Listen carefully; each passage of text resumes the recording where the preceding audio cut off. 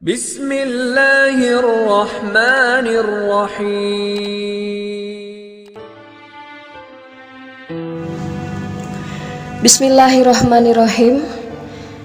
Assalamualaikum warahmatullahi wabarakatuh. Allahumma sholli ala sayyidina Muhammad wa ala ali sayyidina Muhammad. Sahabat beriman yang dirahmati Allah dimanapun Anda berada, seperti kita ketahui, setiap makhluk di muka bumi ini sudah dijanjikan rezekinya oleh Allah Subhanahu wa Ta'ala, tidak terkecuali kita sebagai umat manusia. Seperti disebutkan dalam firman Allah Quran Surah Hud ayat 11 yang artinya, dan tidak ada satupun makhluk melata di muka bumi kecuali Allah yang memberikan rezekinya.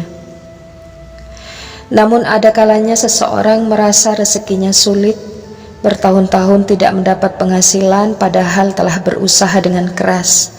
Ada yang mencari pekerjaan namun selalu ditolak. Ada yang mencoba usaha namun selalu rugi, atau bahkan ada juga yang tidak bisa memiliki keturunan. Bisa jadi itu adalah ujian yang Allah berikan. Namun jika pernah melakukan perbuatan dosa, bahkan sampai bertumpuk-tumpuk dan tidak bertobat, maka itu adalah hukuman yang Allah berikan agar kita kembali kepadanya, yang mana sebagai makhluk ciptaannya sudah seharusnya kita bertobat dan memohon ampun kepada Allah. Dalam kehidupan sehari-hari, tidak jarang seseorang melakukan perbuatan yang tanpa disadari ternyata dapat menghambat datangnya rezeki. Bila mana di antara kita ada yang melakukannya, segera tinggalkan dan bertobatlah kepada Allah. Berikut ini ialah beberapa perbuatan yang tanpa disadari bisa menghambat datangnya rezeki. Yang pertama, berdusta. Berdusta menjadi suatu perbuatan buruk yang mungkin bagi sebagian individu menganggapnya sepele, bahkan sudah menjadi kebiasaan. Di hadapan Allah, berdusta bukanlah perkara ringan dan termasuk perbuatan dosa besar. Bahkan disebutkan salah satu tanda orang munafik adalah suka berdusta. Rasulullah Shallallahu Alaihi Wasallam bersabda yang artinya, 3 tanda orang munafik: jika ia berkata ia berdusta, jika berjanji ia mengingkari, jika diberi amanat dia ingkar. Juga dalam surat An-Nahl ayat 105 Allah berfirman yang artinya, sesungguhnya yang mengada-adakan kebohongan hanyalah orang yang tidak beriman kepada ayat-ayat Allah, dan mereka itulah pembohong. Perbuatan yang kedua, lalai dalam sholat.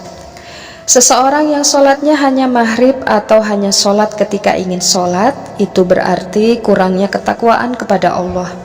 Padahal ketakwaan adalah pembuka pintu rezeki. Dalam surah At-Tolak ayat 3 disebutkan bahwa Allah akan berikan rezeki dan jalan keluar dari setiap kesempitan bagi orang yang bertakwa.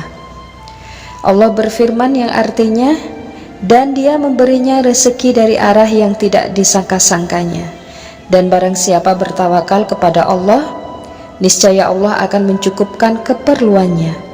Sesungguhnya Allah melaksanakan urusannya. Sungguh Allah telah mengadakan ketentuan bagi setiap sesuatu. Perbuatan yang ketiga ialah malas bangun pagi. Waktu pagi adalah waktu yang penuh berkah, maka manfaatkan waktu pagi dengan sebaik-baiknya. Rasulullah mendoakan keberkahan pada waktu pagi untuk umatnya. Beliau bersabda yang artinya, ya Allah, berkahilah umatku di waktu paginya. Jika Anda malas dan enggan bangun untuk sholat subuh ketika matahari telah terbit, atau setelah melaksanakan sholat subuh kemudian tidur lagi, tidak merutinkan zikir dan membaca Al-Quran, maka segera ubah kebiasaan buruk tersebut karena dapat menghalangi datangnya rezeki. Perbuatan yang keempat, bermalas-malasan. Malas juga termasuk perbuatan yang menghalangi datangnya rezeki. Melambatkan mengerjakan sholat termasuk bentuk bermalas-malasan. Suatu ketika Imam Ahmad pernah ditanya mengenai status seseorang yang kerjanya hanya duduk saja di rumahnya atau hanya berdiam di masjid seraya berkata, Aku tidak mau bekerja dan hanya mau menunggu sampai rezekiku datang. Kemudian Imam Ahmad berkata, orang ini benar-benar bodoh, padahal Rasulullah SAW telah bersabda, seandainya kalian benar-benar bertawakal kepada Allah, tentu kalian akan diberi rezeki.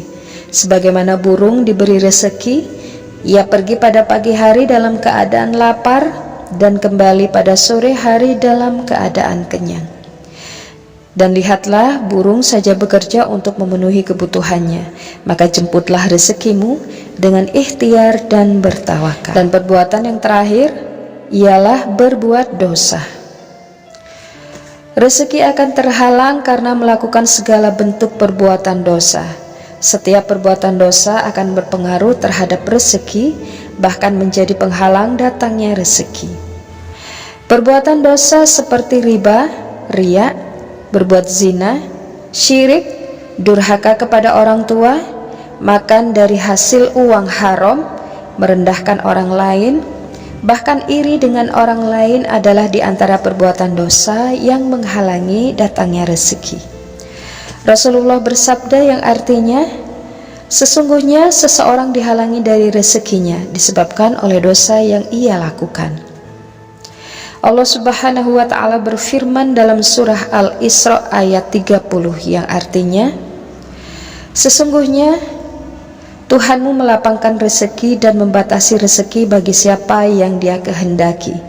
Sesungguhnya Dia Maha mengetahui lagi Maha melihat hamba-hambanya. Jika Anda tidak pernah melakukan maksiat namun rezeki terasa sulit, maka itu adalah ujian. Solusinya adalah sabar dan tingkatkan ketakwaan. Bertawakal sepenuhnya kepada Allah Subhanahu wa ta'ala. Mengurangi rezeki merupakan salah satu bentuk kasih sayang Allah agar selalu bermuhasabah. Rezeki tidak hanya berkaitan dengan uang dan barang, berkah kesehatan, kesempatan, ketenangan hati, serta anak yang soleh dan solihah juga merupakan bentuk rezeki yang nilainya lebih besar daripada uang dan barang. Namun jika Anda pernah melakukan kemaksiatan bahkan sampai berulang-ulang, maka segera bertobatlah, menyesali dan bertekad untuk tidak mengulangi dan bertakwalah kepada Allah Subhanahu wa ta'ala. Demikian, semoga bermanfaat. Barakallahu fikum. Assalamualaikum warahmatullahi wabarakatuh.